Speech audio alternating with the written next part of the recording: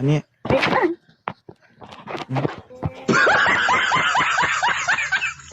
Maluwag na?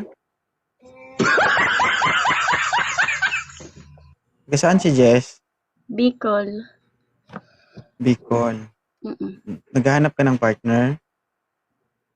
Pag ikaw.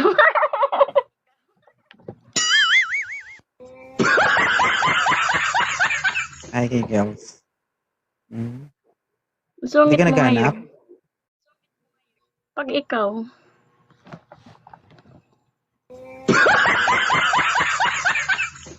Baka susunod ka na naman na magreklamo. Pag natikman mo to, baka hindi ka na naman makatulog.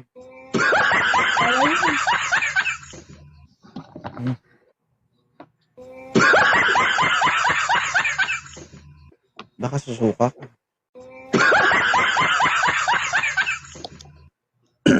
Malaki.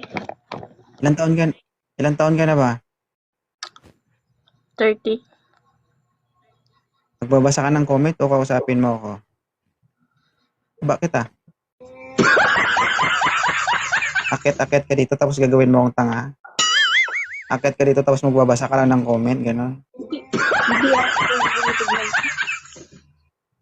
Ha?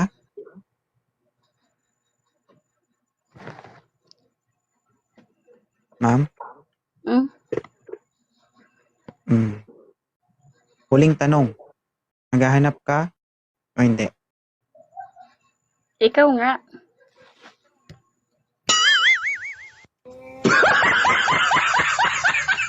Bakit ako? Cute. Thank you, Karen.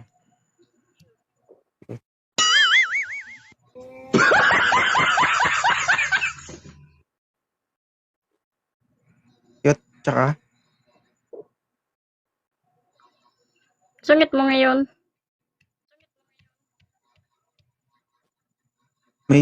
grabe kayo mambola, no?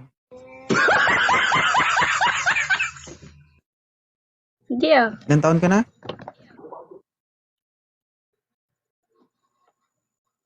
Ha? Linti niya, patawa-tawa siya. Ilang taon ka na, Jess? 30 nga. 30. May anak ka na? Gagawa pa lang. Ha? Gagawa pa lang. Palang. Ay. Tapos ako yung gusto mo. Ha? Oo. Oo. Ako yung gusto. Hindi ako pwede, baog ako. Hindi ka magkakaanak sa akin. Okay lang. Ikaw na lang yung baby.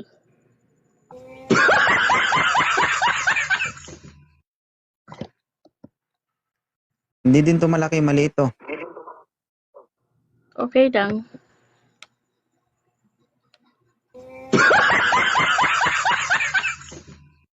Ako talaga. Sure? Oo. Hindi na talaga magbabago. Cute ng lahi mo. Ang hirap magbago. Ang hirap magbago kapag ganito kausap ko.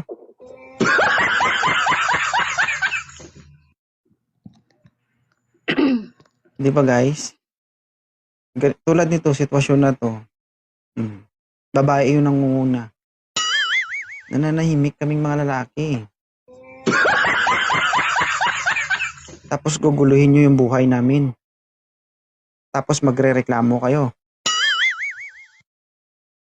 Tapos pag binanatan kayo at natikman nyo, kala nyo langit.